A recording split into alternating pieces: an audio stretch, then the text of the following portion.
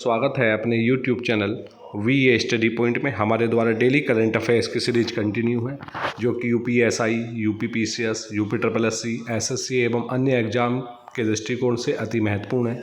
आज है 22 जनवरी 2026। आज की डेट का करंट अफेयर्स देखेंगे। इससे पहले कुछ हमने आपको क्वेश्चन दिए थे पिछली वीडियो में, उनका आंसर एक एक करके देख लेते हैं। हम आपसे एक वादा करते हैं, देखिए हमारी सीरीज जो है यह हम जितने भी क्वेश्चन आपके करंट अफेयर्स के बनेंगे, जिस एग्ज़ाम में भी सारे के सारे आप सॉल्व कर पाएंगे। कृपया करके इनको नोट्स बनाते चलिए, शॉर्ट नोट्स बनाते चलिए, यह हमारा आपसे प्रॉमिस है। एक एक क्वेश्चन आपके एग्ज़ाम में फंसने वाला है। पहला क्वेश्चन था, USA ने वेनेजुएला के राष्ट्रपति को गिरफ्तार करने के लिए कौन सा ऑपरेशन चलाया था? ऑप्शन ए था ऑपरेशन ब्रह्मा, ऑप्शन बी था ऑपरेशन सागर बंधु, ऑप्शन सी था ऑपरेशन एब्सोल्यूट रिजॉल्व और ऑप्शन डी था ऑपरेशन सिंधु। तो इसका सही आंसर रहेगा ऑप्शन सी, यानी ऑपरेशन एब्सोल्यूट रिजॉल्व USA द्वारा वेनेजुएला के राष्ट्रपति को गिरफ्तार करने के लिए चलाया गया था। नेक्स्ट क्वेश्चन था, DRDO के सैनिकों के लिए विकसित स्वदेश तकनीक का संबंध किससे है? यह क्वेश्चन वेरी इंपॉर्टेंट क्वेश्चन है। DRDO की जो स्थापना हुई थी वह वर्ष 1958 में हुई थी। स्वदेश तकनीक का संबंध देख लेते हैं किससे है। ऑप्शन ए था पैरासूट है, ऑप्शन बी था बुलेट प्रूफ जैकेट है, ऑप्शन सी था पोर्टेबल जल शुद्धिकरण प्रणाली है, ऑप्शन डी था पोर्टेबल पुल है। तो इसका सही आंसर रहेगा ऑप्शन सी, यानी पोर्टेबल जल शुद्धिकरण प्रणाली है एक स्वदेश तकनीक। नेक्स्ट क्वेश्चन था, किस राज्य के राज्यपाल लक्ष्मण प्रसाद आचार्य ने बच्चों के लिए संस्कार शाला का उद्घाटन किया है? ऑप्शन ए था बिहार, ऑप्शन बी था मध्य प्रदेश, ऑप्शन सी था झारखंड और ऑप्शन डी था असम। इसका सही आंसर रहेगा ऑप्शन डी, यानी असम। नेक्स्ट क्वेश्चन था, केंद्रीय सूचना प्रसारण मंत्रालय ने एक साल में 10 लाख युवाओं को AI ज्ञान देने के लिए मेगा स्किलिंग ड्राइव कहाँ लॉन्च की है? ऑप्शन ए था चेन्नई, ऑप्शन बी था अमरावती, ऑप्शन सी था नई दिल्ली और ऑप्शन डी था जयपुर। इसका सही आंसर रहेगा ऑप्शन सी, यानी नई दिल्ली में। नेक्स्ट क्वेश्चन था, हाल ही में भारत फ्रांस के नेतृत्व वाले अंतर्राष्ट्रीय सौर गठबंधन से हटने की घोषणा किस देश द्वारा की गई है? आपको कमेंट बॉक्स से बताना है अंतर्राष्ट्रीय सौर गठबंधन का स्थापना किस वर्ष की गई थी। इम्पोर्टेंट है, यह कई बार आ चुका है। एक क्वेश्चन यहीं से छिपा हुआ है। क्वेश्चन यह भी आता है कि अंतर्राष्ट्रीय सौर गठबंधन की जो स्थापना की गई थी किन दो देशों के सहयोग से की गई थी? तो आंसर रहेगा उसका भारत और फ्रांस के। तो ऑप्शन ए था इसका USA, ऑप्शन बी था बांग्लादेश, ऑप्शन सी था श्रीलंका और ऑप्शन डी था रूस।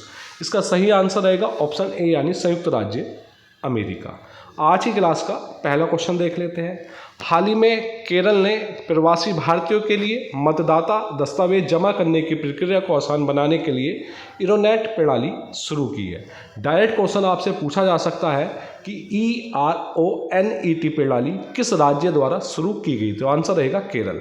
या इस प्रकार पूछा जा सकता है ERONET इरोनेट प्रणाली किस हेतु शुरू की गई थी? तो प्रवासी भारतीयों के लिए मतदाता दस्तावेज जमा करने की प्रक्रिया को आसान बनाने के लिए। नेक्स्ट क्वेश्चन आज की क्लास का, तीसरे चरण में राह से भटका इसरो का PSLV C-62 रॉकेट यह क्या कर रहा था? अन्वेषा समेत 16 उपग्रहों को कक्षा में स्थापित नहीं कर सका यह रॉकेट। तो ध्यान देना, क्वेश्चन आ सकता है कि अन्वेषा को किसके द्वारा स्थापित किया जा रहा था, किस रॉकेट द्वारा? तो PSLV C-62 द्वारा। नेक्स्ट क्वेश्चन आज की क्लास का, ट्यूनेशियाई फिल्म निर्माता जोबेर जलासी ने अपनी फिल्म लिली के लिए विश्व का सबसे बड़ा AI फिल्म पुरस्कार जीता है और उन्हें $10 लाख का पुरस्कार प्राप्त हुआ है। तो क्वेश्चन आ सकता है कि किस फिल्म को विश्व का सबसे बड़ा AI फिल्म पुरस्कार प्राप्त हुआ है? लिली। और किसके द्वारा है यह निर्मित? जोबेर जलासी द्वारा, ट्यूनेशियाई फिल्म निर्माता। नेक्स्ट क्वेश्चन, हाल ही में 83वें गोल्डन ग्लोब अवार्ड 2026 की घोषणा हुई है, देख लेते हैं इसके बारे में। तो लियोनार्डो डी कैप्रियो की film one battle after another ने गोल्डन ग्लोब में 5 पुरस्कार जीते हैं। तो किसने 5 पुरस्कार प्राप्त किए? किस फिल्म ने? One battle after another. One battle after another ने सर्वश्रेष्ठ फिल्म कॉमेडी, टियाना टेलर के लिए सर्वश्रेष्ठ सहायक अभिनेत्री का, पॉल थॉमस एंडरसन के लिए सर्वश्रेष्ठ निर्देशक और सर्वश्रेष्ठ पटकथा का पुरस्कार जीता है। इस प्रकार इस फिल्म द्वारा 5 पुरस्कार गोल्डन ग्लोब के जीते गए हैं। नेक्स्ट पॉइंट है इसी का, क्लोई झाओ के शेक्सपियर नाटक हैमलेट ने सर्वश्रेष्ठ फिल्म ड्रामा का पुरस्कार जीता। किसने? हैमलेट ने। इसी का नेक्स्ट पॉइंट, एमी पोहलर के पॉडकास्ट गुड हैंग ने सर्वश्रेष्ठ पॉडकास्ट श्रेणी का पुरस्कार जीता। नेक्स्ट क्वेश्चन आज की क्लास का, एलन मस्क की कंपनी XAI द्वारा विकसित AI चैटबॉट ग्रोक। तो पहला क्वेश्चन तो यही है कि ग्रोक जो AI चैटबॉट है किसके द्वारा विकसित किया गया था? तो एलन मस्क की कंपनी XAI द्वारा यह विकसित है। तो इस पर प्रतिबंध लगाने वाले मलेशिया और इंडोनेशिया पहले देश बने हैं। कौन कौन से? मलेशिया और इंडोनेशिया। आपसे डायरेक्ट पूछा जा सकता है कि ग्रोक पर प्रतिबंध लगाने वाले कौन से पहले देश बने हैं? 2, मलेशिया और इंडोनेशिया। नेक्स्ट क्वेश्चन आज की क्लास का, भारत में अमेरिका के नए राजदूत कौन? सर्जियो मोर ने संभाला अपना कार्यभार। तो भारत में अमेरिका के नए राजदूत कौन है? Sergio Gor. Next question, India AI mission के तहत उत्तर प्रदेश में AI इकोसिस्टम को मजबूत करने के लिए डिजिटल इंडिया कॉरपोरेशन और Uttar Pradesh development system corporation limited Lucknow के बीच समझौता ज्ञापन का आदान प्रदान हुआ है। तो किन किन के बीच में? डिजिटल इंडिया कॉरपोरेशन और Uttar Pradesh development systems corporation limited Lucknow के मध्य। नेक्स्ट क्वेश्चन है, उपराष्ट्रपति CP राधाकृष्णन ने दिल्ली विश्वविद्यालय में नशा मुक्त परिसर अभियान का उद्घाटन किया। तो क्वेश्चन आ सकता है कि किस विश्वविद्यालय में नशा मुक्त परिसर अभियान का उद्घाटन किया गया था? तो दिल्ली विश्वविद्यालय। और किसके द्वारा? हमारे माननीय उपराष्ट्रपति श्री CP राधाकृष्णन द्वारा। उपराष्ट्रपति ने नशा मुक्त परिसरों के लिए ई-प्रतिज्ञा मंच और मोबाइल ऐप लॉन्च किया। तो कौन सा? ई-प्रतिज्ञा मंच। नेक्स्ट क्वेश्चन आज की क्लास का, PFRDA ने राष्ट्रीय पेंशन प्रणाली यानी NPS के तहत सुनिश्चित भुगतान के लिए ढांचा विकसित करने हेतु विशेषज्ञ समिति की घोषणा की। इसका महत्वपूर्ण तथ्य यह है, क्वेश्चन यह पूछा जा सकता है, इस जो समिति का गठन घोषणा हुई है, इस समिति की अध्यक्षता कौन करेंगे? तो डॉक्टर MS साहू द्वारा इस समिति की अध्यक्षता की जाएगी। और कितने सदस्यीय समिति है? 15 सदस्यीय। तो 15 सदस्यीय इस पैनल में विधि, बीमा, वित्त, पूंजी बाजार और शिक्षा जैसे विभिन्न क्षेत्रों के विशेषज्ञ शामिल हैं। दोनों पॉइंट महत्वपूर्ण है, अध्यक्षता और कितने सदस्यीय है पैनल है। नेक्स्ट क्वेश्चन, हाल ही में एक निधन हुआ है असम के प्रसिद्ध संगीतकार समर हजारिका का। तो क्वेश्चन पूछा जा सकता है कि समर हजारिका का संबंध किससे था? तो एक संगीतकार थे और किस राज्य से संबंध था? असम। नेक्स्ट क्वेश्चन है, विदेश मंत्री श्री जयशंकर ने ब्रिक्स अध्यक्षता 2026 के लिए लोगो और वेबसाइट लॉन्च की है। तो चीन, रूस समेत 10 देश वाले संगठन ब्रिक्स की इस वर्ष अध्यक्षता कर रहा है। कौन? भारत। तो कितने देश? 10।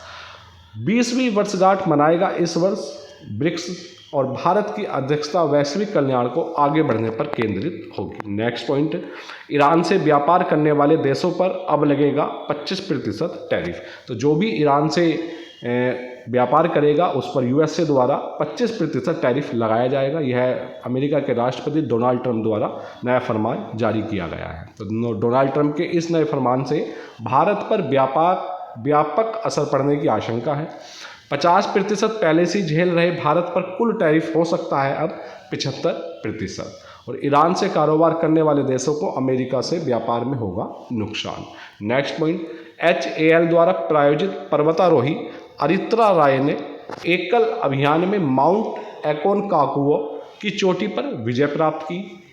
माउंट एकोनकागुआ एशिया के बाहर सबसे ऊंचा पर्वत है, जिसकी ऊंचाई समुद्र तल से 6967.15 मीटर है। नेक्स्ट क्वेश्चन, त्रिपुरा ग्रामीण बैंक ने भारत की पहली सौर ऊर्जा से चलने वाली ATM वैन बनाकर राष्ट्रीय स्तर पर एक ऐतिहासिक उपलब्धि हासिल की है। यह क्वेश्चन इंपॉर्टेंट, महत्वपूर्ण है, आने की पूरी संभावना इस क्वेश्चन की है। क्वेश्चन इस प्रकार आ सकता है कि भारत की पहली सौर ऊर्जा से चलने वाली ATM वैन किस बैंक द्वारा बनाई गई थी, किस राज्य के? तो आंसर रहेगा उसका त्रिपुरा ग्रामीण बैंक।